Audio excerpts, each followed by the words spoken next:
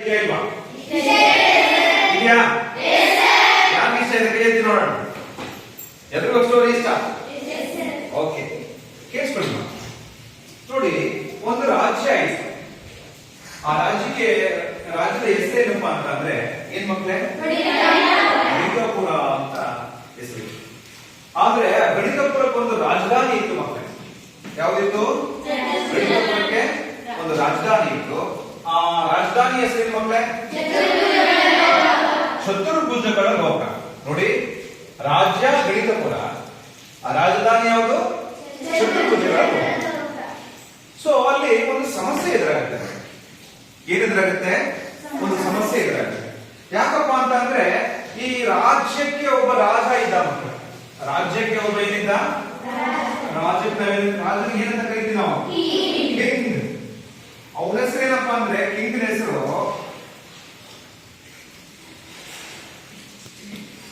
ಏನು? ಅವನ ಹೆಸರು ಚೌಕ ಅಂತ ಅವನ ಹೆಸರು. ರಾಜನ ಹೆಸರೇನು? ಚೌಕ. ಚೌಕ ಅಂದಾಕ್ಷಣ ಮಕ್ಕಳೇ ನಮ್ಗೆ ಗೊತ್ತಿರುತ್ತೆ ಮಕ್ಕಳು, ನೀವು ಹಿಂದಿನ ತರಗತಿಯಲ್ಲಿ ಕಲ್ತಿರ್ತೀರ 7th ಸ್ಟ್ಯಾಂಡರ್ಡ್. ಚೌಕ ಚೌಕ ಇವನು ರಾಜ. ಇವನು ಯಾರ ಮಕ್ಕಳೇನು? ರಾಜನಿಗೊಬ್ಬ ಏನ್ ಬೇಕು? ಮಂತ್ರಿ ಬೇಕಲ್ಲ, ಹೌದಲ್ಲ?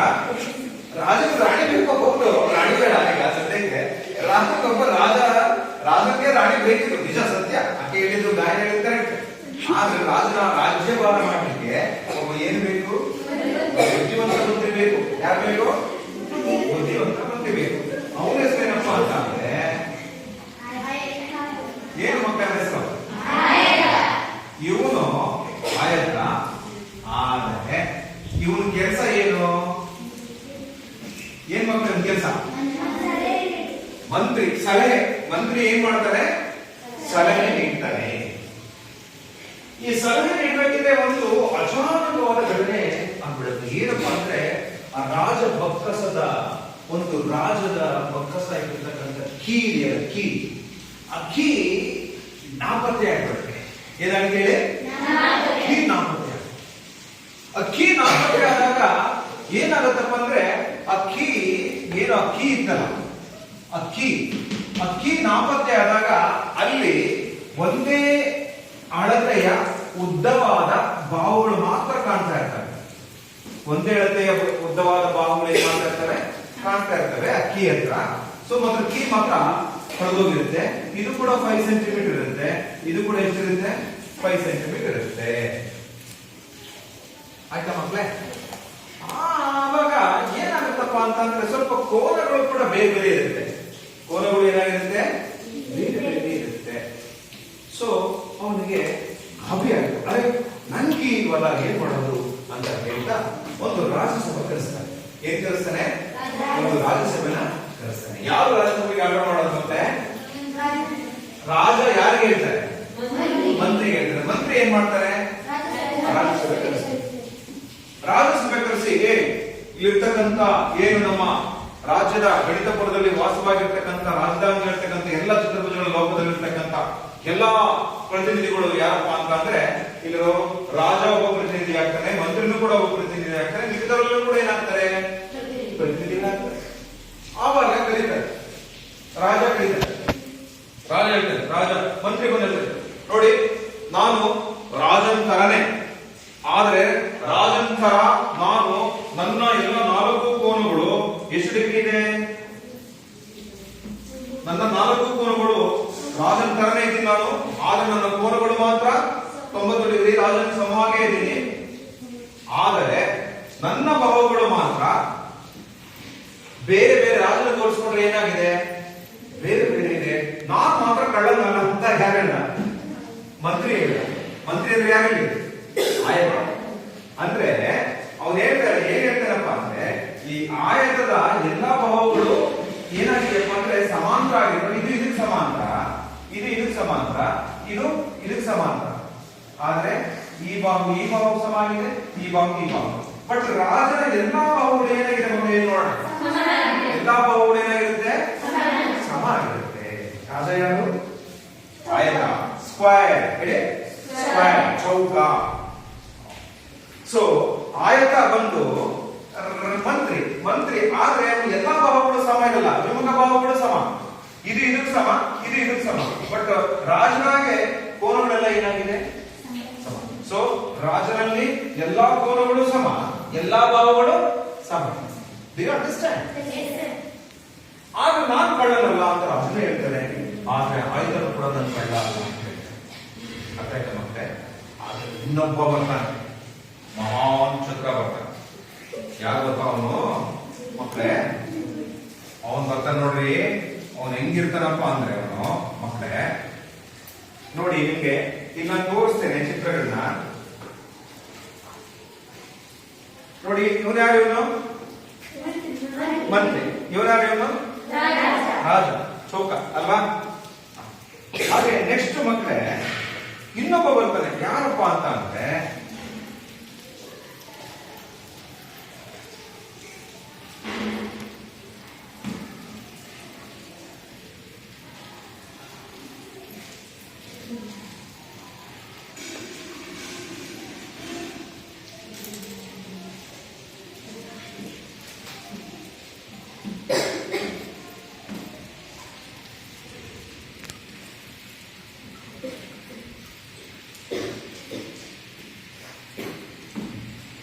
ಇವನ್ನ ನಾವೇನಂತ ಕರಿತೀವಪ್ಪ ಅಂತಂದ್ರೆ ಮತ್ತೆ ಒಂದು ಇವನು ಕೂಡ ಚತುರ್ಭುಜ. ಇವನು ಯಾರು? ಇವನು ಕೂಡ ಚತುರ್ಭುಜ. ಆಕ್ಚುಲಿ ನೋಡಿ ಮಕ್ಕಳೇ, ಕ್ವಾಡ್ರಿಲ್ಯಾಟ್ರಲ್ ಅಂತ ಕರಿತೀವಿ. ನಾವೇನಂತ ಕರಿತೀವಿ ಮಕ್ಕಳೇ? ಇಂಗ್ಲಿಷ್ ನಲ್ಲಿ ಕ್ವಾಡ್ರಿಲ್ಯಾಟರಲ್.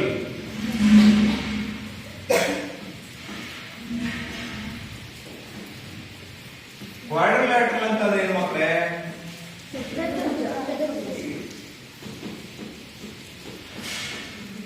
ಚತುರ್ಭುಜಗಳು.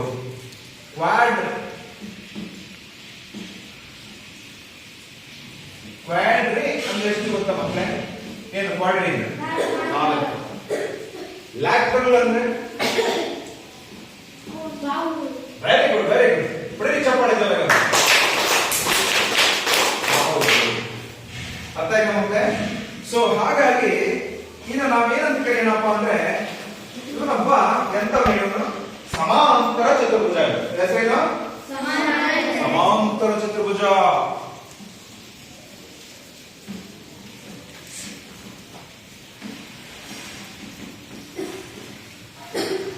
ಪ್ಯಾರಲೋಗ್ರಾಮ್ ಹೇಳಿ. ಪ್ಯಾರಲೋಗ್ರಾಮ್ ಅಂತ ಇಂಗ್ಲಿಷ್ ಹೇಳ್ತೀವಿ. ಸಮಾಂತರ ಚತುರ್ಭುಜ ನೋಡಿ ಮಕ್ಕಳೇ, ಸಮಾಂತರ ಚತುರ್ಭುಜ ಅವನು ಹೇಳ್ತಾನೆ, ನನ್ನ ಅಭಿಮುಖ ಭಾವಗಳು ಸಮ ಮತ್ತು ಸಮಾಂತರ. ನಾನು ಈ ಭಾವಕ್ಕೆ ಸಮ, ಅಂತರನು ಕೂಡ ಸೇಮ್ ಇರುತ್ತೆ. ಈ ಭಾವಕ್ಕೆ ಸಮ, ಅದರ ನಡುವೆ ಇರೋ ಅಂತರನು ಕೂಡ ಸೇಮ್ ಇರುತ್ತೆ. ಆದರೆ ನನ್ನ ಎಲ್ಲಾ ಕೋನಗಳು ಸಮ ಇರಲಿಕ್ಕೆ ಸಾಧ್ಯ ಇಲ್ಲ. ಆದ್ರೆ ಈ ಅಭಿಮುಖ ಕೋನಗಳು ಮಾತ್ರ ಏನಾಗಿರುತ್ತೆ? ಒಂದು ಅಭಿಮುಖ ಕೋನಗಳು ಏನಾಗಿರುತ್ತೆ ಮಕ್ಕಳೇ? ಸಮ.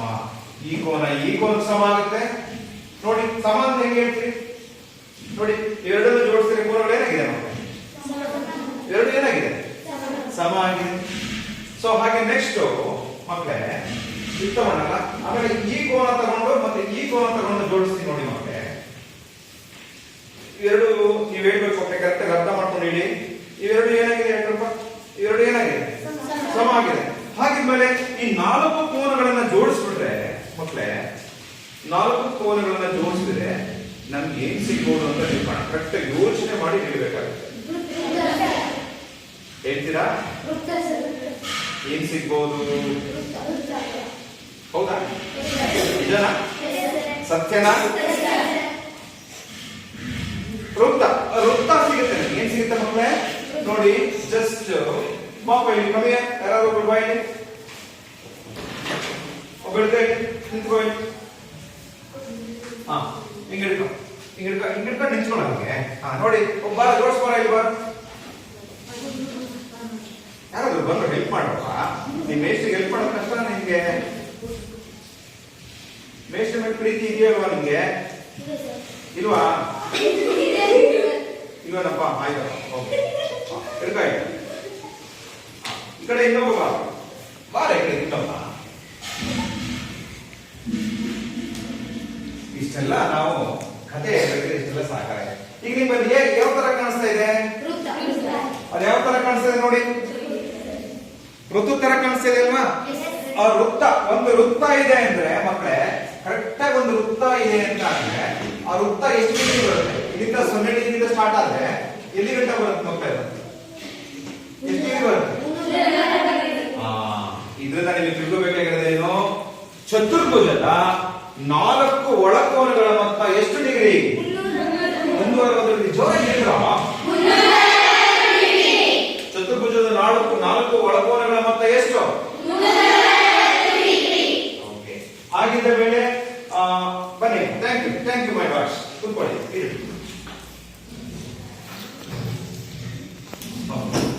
ಹಾಗಿದ್ಮೇಲೆ ಚೌಕದ ಎಲ್ಲಾ ಕೋನಗಳು ಎಷ್ಟಿರುತ್ತೆ? ಸಮಾನಾಂತರ ಸಮ ಆಗಿರ್ತದೆ. ಎಷ್ಟಿರುತ್ತೆ? 90 90 90 90. ಹಾಗೆ ಆಯತದ ಎಲ್ಲಾ ಕೋನಗಳು ಎಷ್ಟು? 90 90 90 90 94 36 ಇದೆ. ಆದ್ರೆ ಸಮಾಂತರ ಚತುರ್ಭುಜದ ಅಭಿಮುಖ ಭಾಗಗಳು ಸಮ ಮತ್ತು ಸಮಾಂತರ. ಆದ್ರೆ ಅಭಿಮುಖ ಕೋನಗಳು ಏನಾಗಿರ್ತವೆ? ಸಮವಾಗಿರ್ತವೆ. ಇದು 60 ಇದ್ರೆ ಇದು ಕೂಡ 60 ಇರುತ್ತೆ. 60 ಪ್ಲಸ್ 60 ಎಷ್ಟು? 120. ಈಗ 160 120 ಹೋದ್ರೆ ಎಷ್ಟು ಇಲ್ಲ? ಇದ್ರಲ್ಲಿ ಅರ್ಥ ಮಾಡ್ಕೊಂಡ್ರೆ ಎಷ್ಟು? ಅವಾಗ ಇದೆಷ್ಟಾಗತ್ತೆ? ಇದು 60 ಆದ್ರೆ ಇದು 60. ಇದೆಷ್ಟಾಗತ್ತೆ ಹೇಳಿ? 120 120 ಹೌದಲ್ವಾ? ಸೊ ಅಷ್ಟನ್ನು ಕೂಡ ಎಷ್ಟಾಗುತ್ತೆ? 360 ಬರುತ್ತಾ ಇಲ್ಲ? ಖಂಡಿತ ಬರುತ್ತಲ್ಲ. ಹೆಣ್ಮಕ್ಳು ಏನು ರೆಸ್ಪಾನ್ಸ್ ಮಾಡ್ತಾ ಇಲ್ಲ. Hello, do you understand? ತುಂಗ ಅರ್ಥ ಮಾಡ್ಕೋಬೇಕು, ಶನಿ ಕಲಿಬೇಕಾಯ್ತಾ? ಸೊ ಹಾಗಾಗಿ ಇನ್ನೊಂದು ಇದಾದ ನಂತರ ಕೊನೆಗೆ ಇನ್ನೊಬ್ಬ ಬರ್ತಾನೆ. ಯಾರಪ್ಪ ಅಂದ್ರೆ ಅವನು ವಜ್ರ. ಯಾರವನು? ವಜ್ರಕುಮಾರ. ವಜ್ರಕುಮಾರ ಅಲ್ಲ, ಏನದು? ವಜ್ರಾಕೃತಿ. ಯಾರದು? ಇವನು ಕೂಡ ನಾನು ಆಯದ ತರನೇ ಸಮ, ಎಲ್ಲಾ ಬಾಹುಗಳು ನನ್ನ ಬಾಹುಗಳು ಸಮ ಆಗಿದ್ದಾವೆ.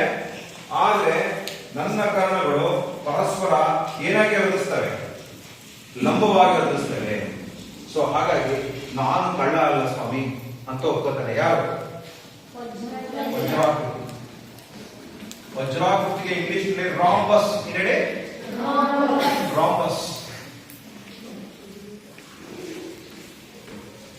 ರಾಂಬಸ್ ಅಂತ ಕರೀತೀವಿ. ಆಯ್ತಾ? ಅದಾದ ನಂತರ ಇನ್ನೊಬ್ಬ ಬರ್ತಾನೆ. ಯಾರಪ್ಪ ಅಂದ್ರೆ ಮಕ್ಕಳೇ ಅವನು ಮಹಾಮೇಧಾವಿ ಬರ್ತಾನೆ. ಸಿಲಿಂಡರ್ ಬರಲು ಚಾನ್ಸ್ ಇದೆ.